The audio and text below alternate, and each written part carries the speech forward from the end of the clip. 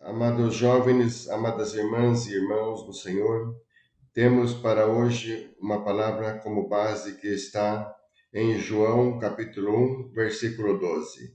Mas a todos quantos o receberam, deu-lhes o poder de serem feitos filhos de Deus, aos que creem no seu nome. Até aqui.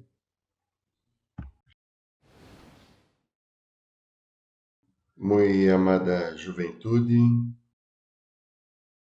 de coração, transmito a alegria de poder compartilhar também este serviço divino junto a vocês. E a palavra juntos parecia talvez que não corresponde neste momento, porque estamos conectados através da tecnologia. Porém, faz uns instantes temos feito a oração com nossos irmãos do Uruguai, que estão ali no Uruguai, com nossos irmãos que estão no Brasil, e então desejamos viver esta hora como se estivéssemos todos juntos. Na realidade, nunca havia pensado, faz talvez um pouco menos de um ano, quando olhávamos sobre esse dia, pensávamos em uma jornada e um serviço divino de juventude anual que teria a intenção de ser realizado desde o Uruguai, desde o prédio de La Cabajada, porque assim também se cumpre este ano 10 anos que começaram as jornadas de juventude. E então isso era o que estava planejado, porém muitas vezes nossa agenda não é a agenda do Pai. E então tomamos a agenda do Pai tal qual Ele permite. E olhando nesta palavra que nos tem colocado o nosso apóstolo maior, também ele nos tem dito: o plano de Deus não se cancela, Cristo vem para aqui, para ali, queremos olhar. E então aproveitarmos esta possibilidade que estamos agora conectados com o Uruguai, conectados com o Brasil, desde aqui da Argentina.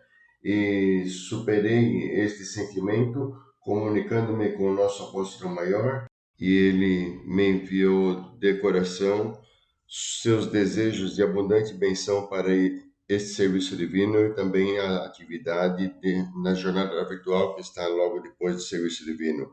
E então, eu quero que cada um de nós possa receber uma muito cordial boas-vindas com a saudação do apóstolo maior a este serviço divino anual de juventude. E quero também dedicar uns minutos como talvez se realize também agora, habitualmente em cada serviço divino de juventude, não necessariamente em todos, porém a leitura bíblica de um texto que está em João, no capítulo 8, versículos 31 a 36. Nossa irmã Daniela dará lugar a esta leitura. Por favor, Daniela.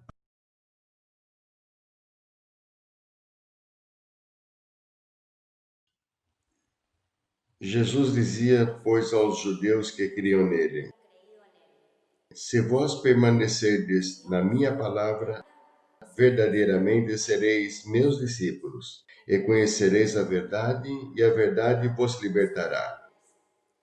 Responderam-lhe: somos descendência de Abraão e nunca servimos a ninguém.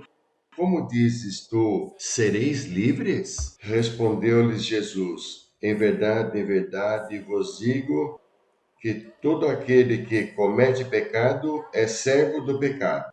Ora, o servo não fica para sempre em casa, o filho fica para sempre. Se, pois, o filho vos libertar, verdadeiramente sereis livres.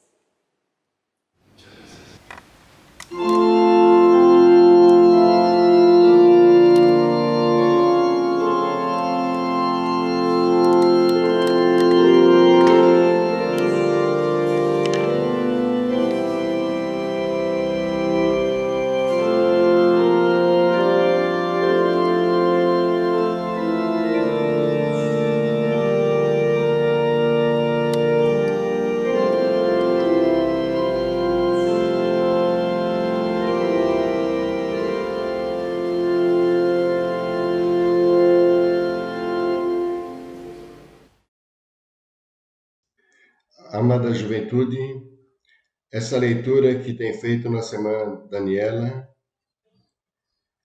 termina dizendo: sereis verdadeiramente livres. E quando alguém escuta os diferentes conceitos de liberdade que têm as diferentes pessoas, há quem diz: para mim, a liberdade é fazer exatamente o que eu desejo, sem limites, sem restrições. A liberdade é ser independente de tudo. A liberdade é não ter em conta absolutamente nada, mas o que eu quero fazer. E este é um conceito que muitas vezes nós escutamos.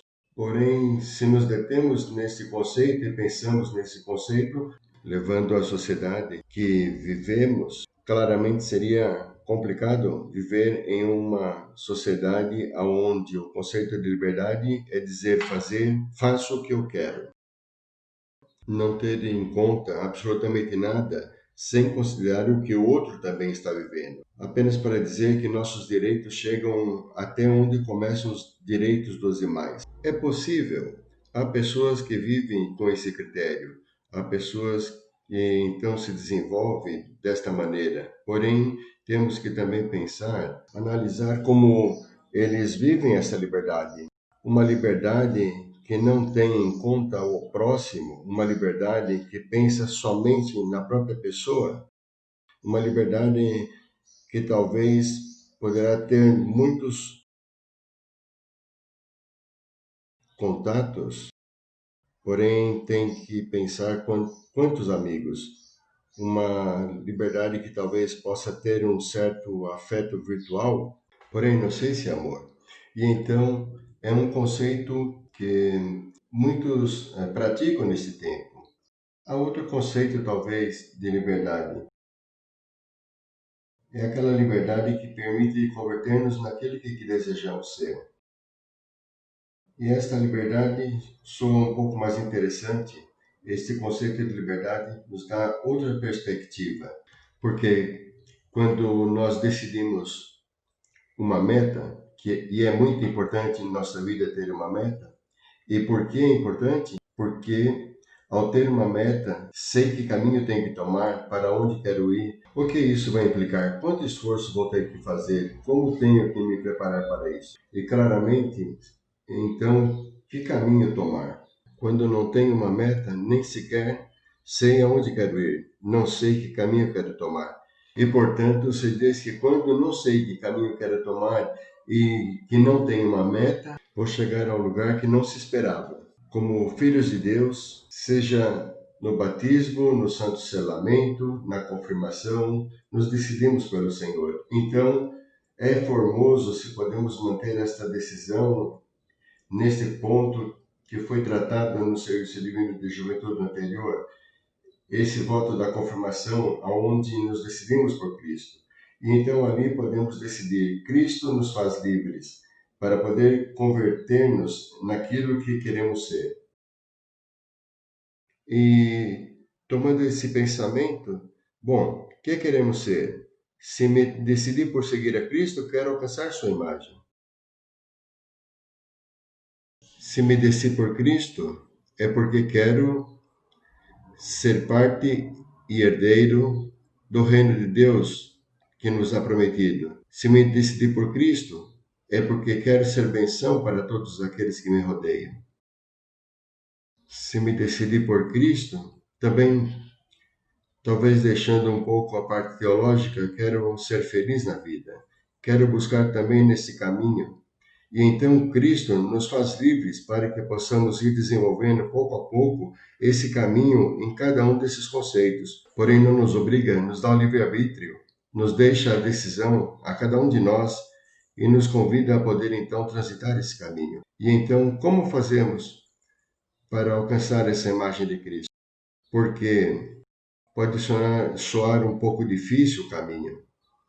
Ele nos disse que deveríamos amar a nosso próximo como a nós mesmos.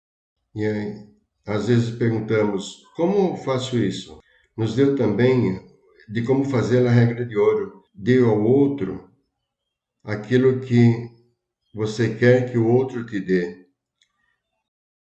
E talvez isto nos leve então a uma reflexão.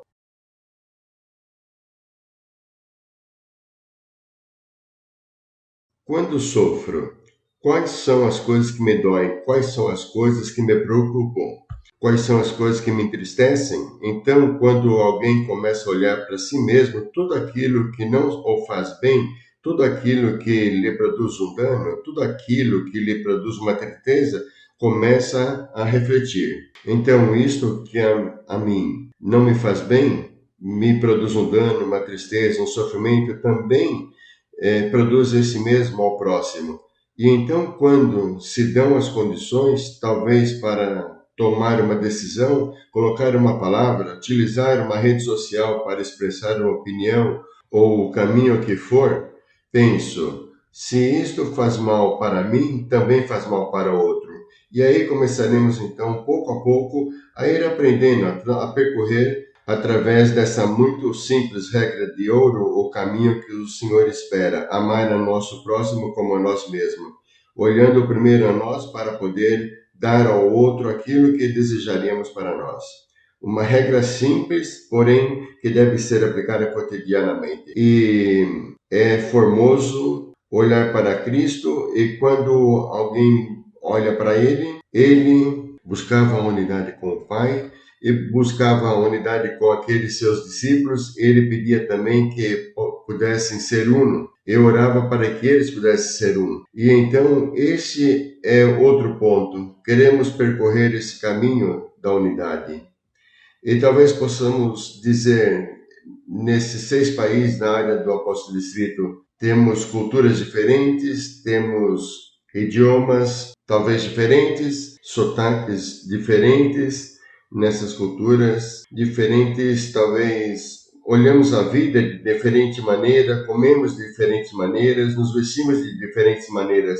E alguém poderia dizer, como podemos ser um nisto? O caminho é olhar a Cristo. E então temos que aprender a vencer essas diferenças que nos unem, ser uma só coisa sem fronteiras, irmãos. E nessa unidade sem fronteira queremos trabalhar. E eu tenho vivido nas viagens que faço, temos diferentes formas, diferentes culturas. Às vezes um diz, bom, eu não me vestiria como se tivesse meu irmão, ou eu não comeria aquele que meu irmão come. Isto não é unidade em Cristo. Unidade em Cristo é olhar para Ele e nele, então, aprender pouco a pouco tudo o que o Evangelho nos ensina e proceder conforme ele procederia em seu sentir, em sua personalidade, em como ele falaria, como atuaria. Então é muito fácil o caminho de poder percorrer juntos, sem que nossas diferentes culturas, nossos diferentes idiomas, nossos diferentes pensamentos ou visões da vida nos levem, senão olhando para Cristo. Então podemos ser uma coisa só. O primeiro ponto do que falamos nesta meta é nos propor ser igual a Cristo. O segundo ponto, o poder alcançar o reino de Deus. E nisto, alguém pode dizer, para alcançar o reino de Deus, o que Deus me pede? Me pede para ser limpo, sem manchas, que seja puro, que seja humilde. E alguém diz, como faço isto? Porque cada um de nós tem os seus erros. Estamos tentando transitar esse caminho que nos leva ao reino do Senhor, porém cometemos erros. E Deus nos diz, olha, se tens o coração puro, se sois humildes, se podes reconhecer tudo aquilo que necessitas mudar, eu te dou a minha graça. E Ele nos convida uma e outra vez ao seu altar, a que possamos buscar então a palavra e que nessa palavra possamos ir aprendendo pouco a pouco o que precisamos ir mudando na nossa vida. Coração puro, humildes, bem-aventurados os limpos de coração, assim nos transmitiu nosso Senhor Jesus Cristo. E então queremos trabalhar sobre isto e nos aproximarmos da graça e aceitar essa graça e começar novamente cada vez que Deus nos chama à sua casa. E então podemos dizer, bem, me preparo para isso, sabendo que há um canto que entonamos que diz, tudo aquilo que falte, Deus te dará. Ele está olhando o nosso esforço, está olhando o nosso sentir, está olhando nossa decisão. E para isso queremos olhar. O terceiro ponto do qual temos falado em nosso caminho até a meta, o poder ser uma benção. Desejamos ser bênção? Como em uma oportunidade, recordo que um servo de Deus perguntou às crianças na escola de religião o que querem ser, essas perguntas que geralmente fazemos, o que querem ser quando crescer? E ficou espantado esse irmão quando uma de nossas irmãs lhe disse: Eu quero ser bênção. Deus permita que em teu coração e no meu esteja este sentimento, poder ser bênção para todos aqueles que nos rodeiam. Para isto, temos que então nos preparar com a palavra, com os sacramentos, tratar de buscar essas duas primeiras etapas e dizer: quero ser igual a Cristo, quero entrar no reino dos céus. E a partir daí, então, o sentimento de poder ajudar a todos aqueles que nos rodeiam em ser parte da comunidade, em ser parte de que teu dom e o meu possamos colocá-lo a serviço de Deus e do próximo com alegria, como disse em nossa missão. Servir a Deus e ao próximo com alegria, sentimos uma parte dele, então formaremos parte do corpo de Cristo. E não veremos a igreja como uma instituição, mas veremos aquele corpo onde, creio que às vezes tem ocorrido com todos, machucamos um dedo e sofre todo o corpo. Então viveremos a palavra de ajuda, aquele que está sofrendo e talvez está em tristeza, ele está triste, trataremos de ajudar, porém na alegria de viver a comunhão dos filhos de Deus. E Deus nos convida a poder ser uma bênção, em primeiro lugar na comunidade e logo também em todos aqueles que nos rodeiam. Colocar este sentir nossos dons nesse servir ao Senhor para tentar seguir esse caminho da bênção. E então não será uma obrigação servir a Deus, será uma necessidade do coração para poder desfrutar, para poder desenvolver nossos sentimentos sendo um com Cristo. E assim, então, não importa onde estamos, desenvolvendo, em que país, em que idioma, seremos um só sentir com Jesus Cristo, e é isto que Ele nos convida. Nos convida a que nossa vida em Cristo possa ter êxito. Êxito em alcançar tudo aquilo que nós temos decidido a nos converter, em que queremos ser. Ele quer nos ajudar a isto. E dentro desse ponto, temos falado também em encontrar o caminho para uma vida feliz. E alguém diz: bom, como transito esse caminho? Quando transitamos o caminho do Evangelho e da ajuda debaixo da palavra e dos sacramentos, Deus não nos dá felicidade, nos dá benção. Ele nos ensina em cada quarta-feira, em cada domingo, cada serviço divino de juventude, como devemos administrar as benções que Ele nos dá.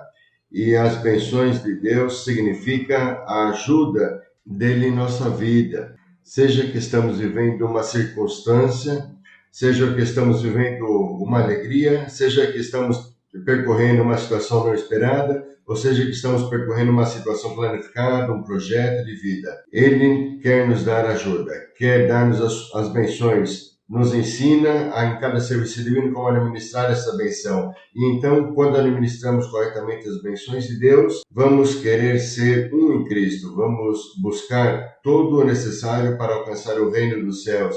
Vamos buscar ser benção àquele que nos rodeia. É uma pessoa assim, é atraente, tem carisma, é procurada, é respeitada, tem credibilidade, é amada.